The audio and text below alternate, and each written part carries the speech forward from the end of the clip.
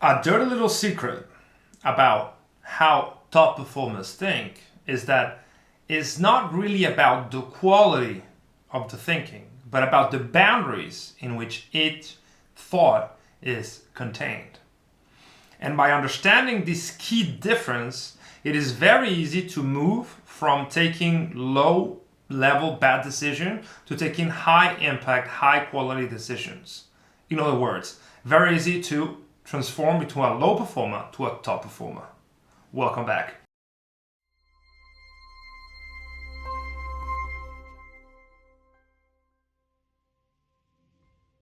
Hello everyone, Leon Castillo here, CEO and founder of Selfmastered, which is a company that specializes in peak cognitive performance for entrepreneurs and business leaders.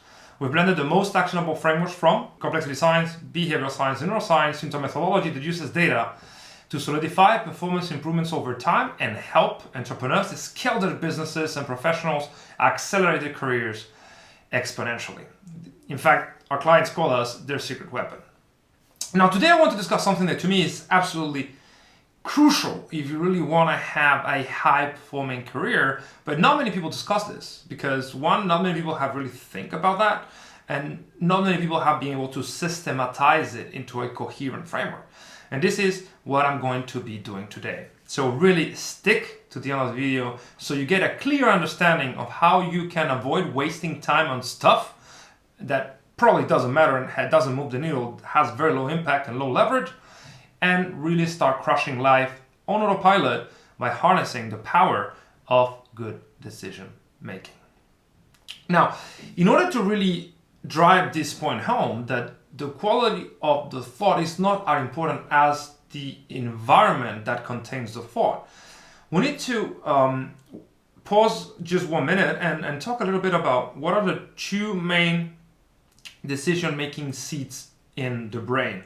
I don't want to get too technical, but just for the sake of the argument, let's say that most of our higher level decision making happens in our prefrontal cortex, which sits just behind the forehead. It's the latest part of the brain to evolve in evolutionary term, and it is where the reason and consciousness are likely to be found. That part of the brain, the prefrontal cortex, is responsible for the ego, for planning, for judging, for executing, for basically all the higher cognitive tasks that we do on any given day. But not all decisions are taken by the prefrontal cortex. In fact, most of the decisions are not taken by the prefrontal cortex.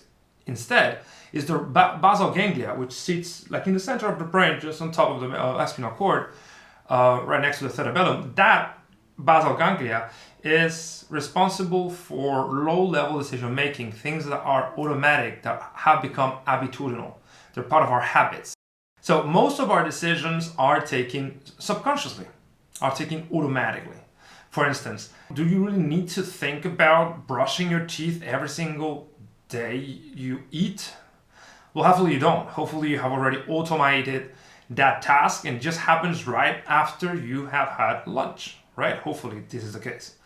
But the same goes with sleeping, the same goes with showering, the same goes with, I don't know, maybe you are a sportsman and you understand the key importance of stretching. So you stretch automatically after engaging in a strenuous effort. Through gut life, there are several habits and movements and exercises that just happen naturally and automatically, and our brain has just become able to do them on autopilot.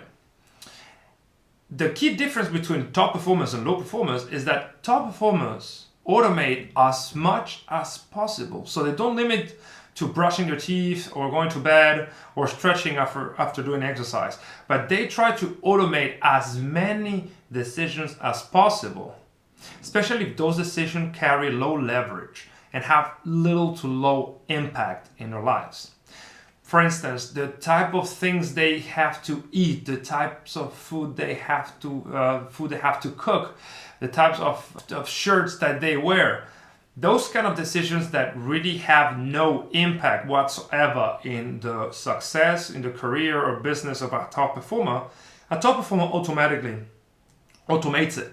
They choose a set of clothes, they choose a set of meals, they choose a set of meal times, and they stick to it. and they standardize as much as possible, because when you standardize, you are able to move those decisions from the prefrontal cortex to the basal ganglia. In other words, you're able to automate that decision making, and you're wasting less cognitive power in taking those decisions. On the other hand, though, the average low performer needs to think everything through, oftentimes more than once. So they keep taking the same decision time and time again, and then second guessing themselves. Maybe they didn't really quite get it right the first time. So they spend too much time taking decision, double guessing themselves. So they really occupy most of their brain power in decisions that just don't have enough leverage, that they don't have enough impact. So they don't have time for the high impact, high leverage, high importance decisions that top performers do more often.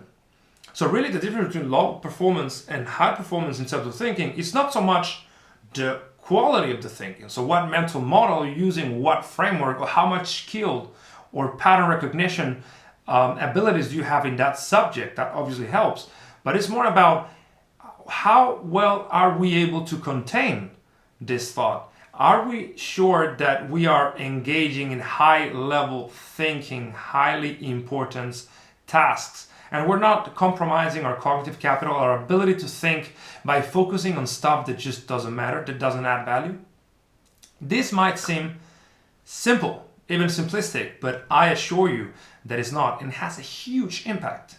And this is, for instance, why the most successful people have their days totally regimented.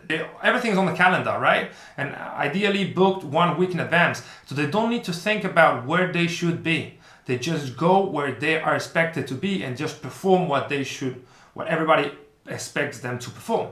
It's just their ability to just do what they said they were going to do, what was planned to be doing. But most entrepreneurs, especially when they're starting out, or entry-level professional, they don't have this ability, this routine, their capability of filling their calendar with high-level tasks. So they end up wasting a lot of potential on stuff that just doesn't matter. So if you really want to transition from being a low performer in terms of thinking to a high performer in terms of thinking, I suggest you do this, right? And this is an exercise that we always do with our clients, and really drive asymmetric returns on time invested, right? You can devote half an hour to do this, but the results will likely last a lifetime once you understand this mental framework. So first of all, map out all the decisions that happen more than once on any given day, whatever that is. It can be brushing your teeth, it can be meals, it can be what clothes you wear, what meetings you attend to, how do you travel throughout the city, whatever it is that you're doing more than once.